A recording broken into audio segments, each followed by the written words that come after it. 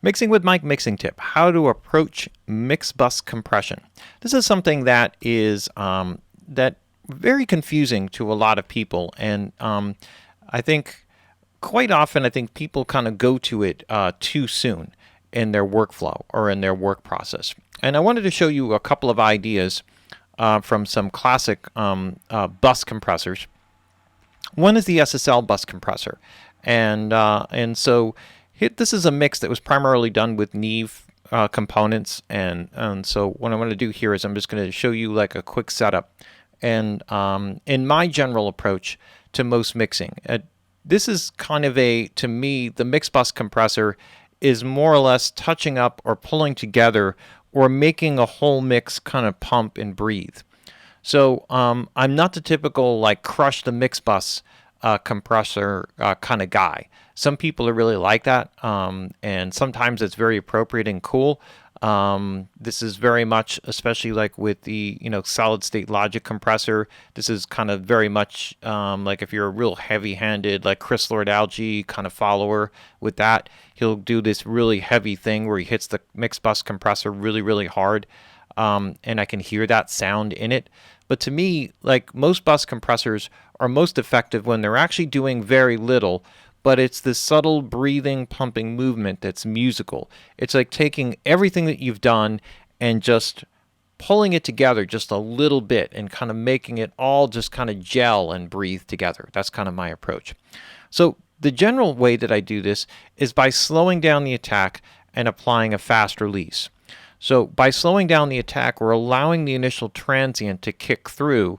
Then when the compression kicks in, we only want a small amount of gain reduction. So I'm going to back off my makeup gain here and leave it at like maybe 1.5 or 2 dB or so. So we're not adding, and that's kind of what I'm targeting in terms of my pumping and breathing movement. I'll just leave a 4-to-1 ratio here, and what I'm really going to go for is adjusting the threshold. So let me kind of go back here to, and I think I'm going to maybe mute some of the vocals out here so you can get the idea.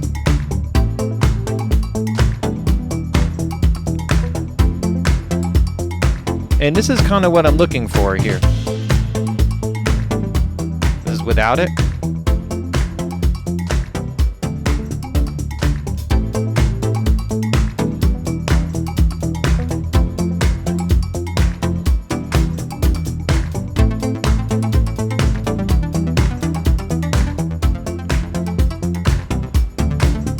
So interestingly, just moving the threshold just that touch, what I'm really moving it for is to get that release characteristic, because it's fixed here at 100 milliseconds.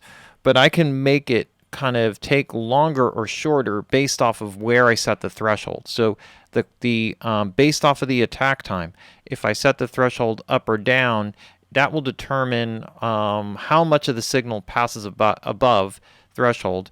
The ratio determines how much compression there is, and that will sort of set the release timing based off how far away it is. That'll give you the characteristic movement. So although you don't have all the detailed settings that you would have on any kind of digital EQ in terms of exact millisecond count, you can really shape it the same kind of way just by feeling out and noticing in a very subtle way what that movement is. But you can really hear what it's doing.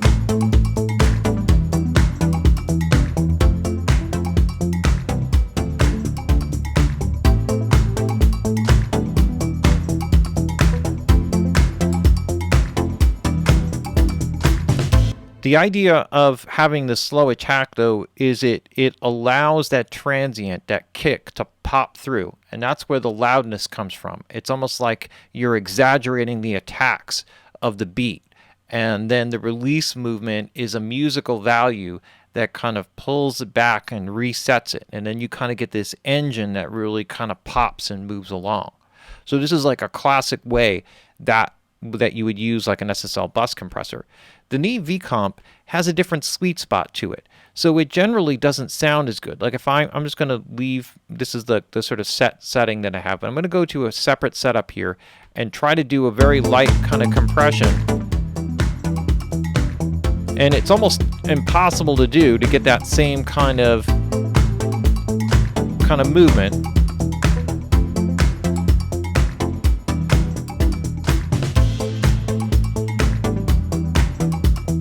But you can hear a very similar type of effect. Light ratio.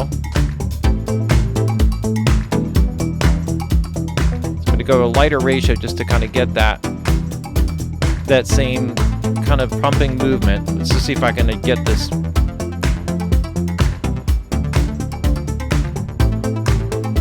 The auto setting release seems to be more musical.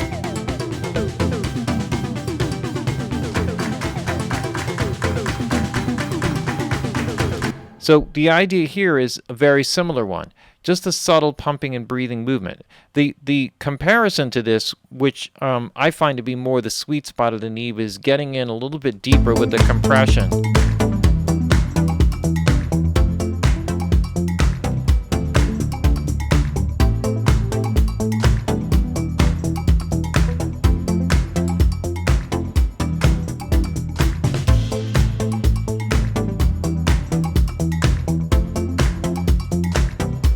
So you notice that there's still a movement in the needle, and it's still a couple dB. It's just its bottom out point is not 0. And that's a real critical thing here. So switching back and forth between the two methods. So this is lighter ratio.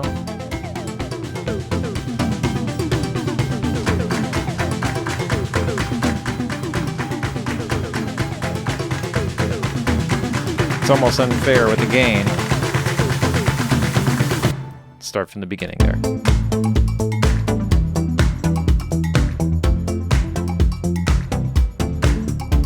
So you can really hear how this doesn't, and you can see like the recovery there slows down a bit.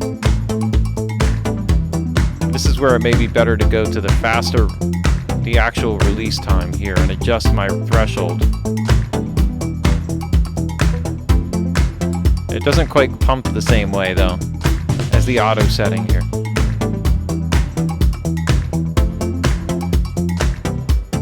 But you can hear how so much more of the body really comes out of it in here. So this is like important as figuring out the sweet spot of your mix bus compressor. Another classic mix bus compressor, if we're going through the big three here, is the API 2500. This is a very, very detailed mix bus compressor, and I really, really love this for a lot of things. So we're going to do a similar type of thing where we slow down our attack, so that's very similar, just like the SSL, which has a 30 millisecond attack, and a fast release. This is a faster release, down to 50 milliseconds instead of 100. But we're going to kind of work the threshold here on the mix and try to get a similar kind of thing. And it has an auto makeup gain here, so just kind of leave that in. And I'm going to soften up the knee, so here it's just cutting at it a little bit too much. That's a little more musical sounding. This sets a side chain equalization curve, so this has it pumping less from the low end and more from the high end. So let's kind of go back here to the normal setting, which is a flat.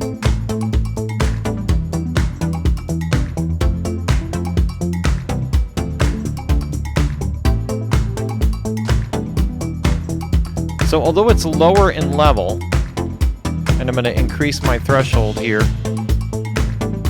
although it's lower in level when you first listen to it, it's actually pumping the way that I kind of want it to.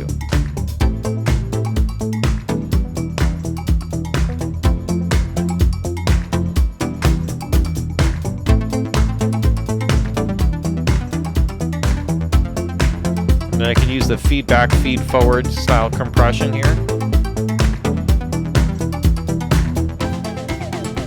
So I'm going to stay with the feed forward, the normal type of compression, so it's not coloring, the release time characteristic. But this is it's a very different sound from the other two, even though they're all kind of doing very similar things. This is like.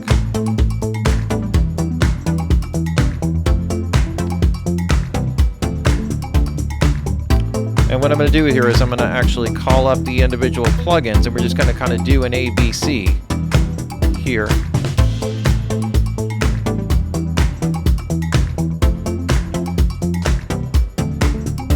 So right now we have the API. This is the vComp.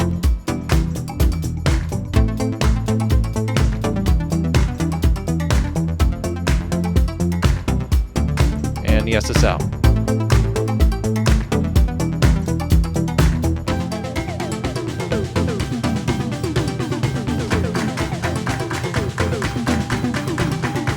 So let's go back to the beginning. Just do this. So this is SSL.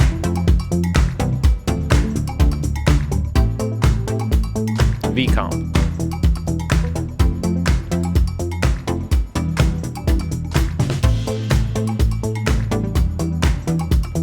API.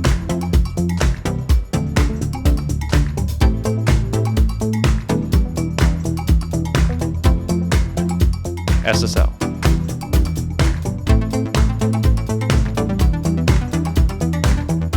vComp.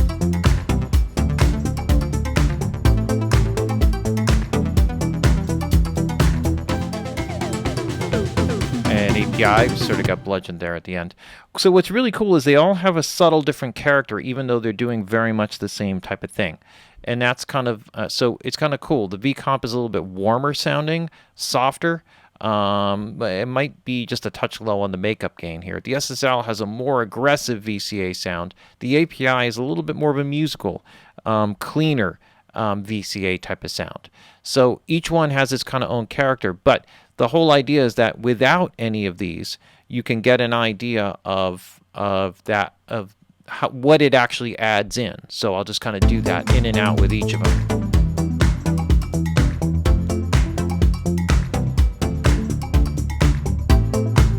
That's the API.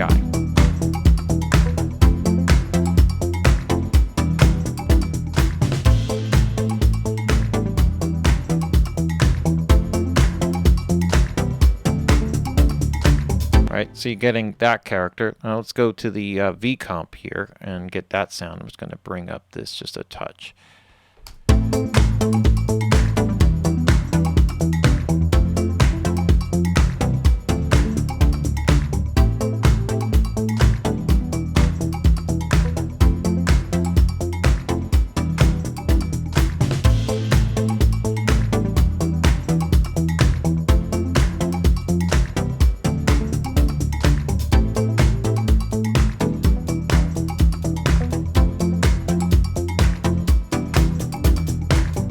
And then finally the SSL. So let's hear without it.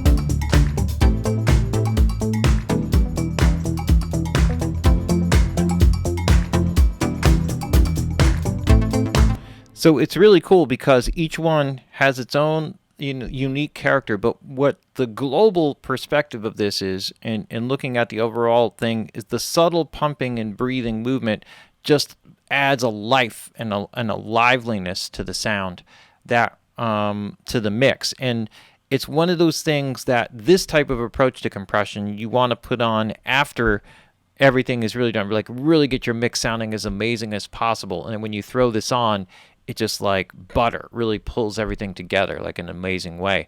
If you put this on too early, as you start moving levels up and down, you're going to lose the effectiveness of the compression. It's a very subtle thing. If the dynamic is not really controlled properly in the mix, this can be inconsistent in the results. And I'm talking about all of them, not just the SSL compressor. So the idea with this subtle pumping movement is just like, it's crazy, when you get it all together. It really is like, wow, like just all of a sudden it just really feels alive. And the feeling is that it's louder, but even with the gain reduction, there's a little bit of extra loudness, but it's the breathing movement. If you really notice and you re-listen to these things, you'll feel like this depth, like the mix all of a sudden sounds three-dimensional, kind of escapes the speakers. And that's this mix bus approach, or approach to mix bus compression. And I'm sure I'll throw a few others here for some heavier mix bus compression and later mixing with mic tip. Okay, there we have it. That's our Mixing with Mike tip on an approach to mixed bus compression, or how to approach mixed bus compression.